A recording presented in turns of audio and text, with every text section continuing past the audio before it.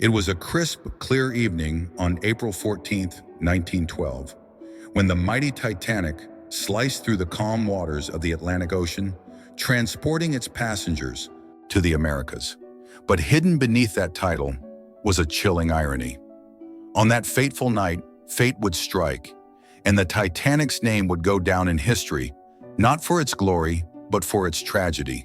Throughout her voyage, warnings were heard from other ships, cautioning the captain of icy waters ahead.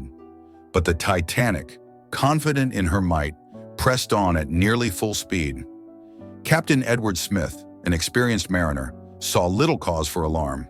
The seas were calm, the night was still, and visibility seemed adequate. Tragically, at 11:40 p.m., that illusion shattered when Reginald Lee spotted a shadow, a massive iceberg looming in the darkness, directly in their path. The ship's officers sprang into action, and Titanic's massive rudder began to turn. But it was too late. Just 37 seconds after spotting the iceberg, Titanic's starboard side scraped along the icy colossus. Within minutes, the freezing seawater of the Atlantic began flooding into the ship's hull. As the moments went by, it became clear Titanic was doomed. The crew, following strict orders, began preparing the lifeboats. But there was a glaring problem. There weren't nearly enough for everyone. Titanic's 20 lifeboats could only accommodate 1,178 people, just over half of those on board. At 12:15 a.m., the first SOS signal in maritime history was transmitted.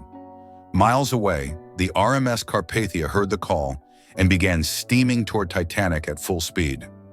Women and children were the first to be ushered off the ship. Husbands kissed their wives goodbye, fathers embraced their children for the last time, and the band played on, their melodies rising above the growing panic. By 2 a.m., Titanic's bow had plunged deep into the icy Atlantic, and her stern rose high into the air.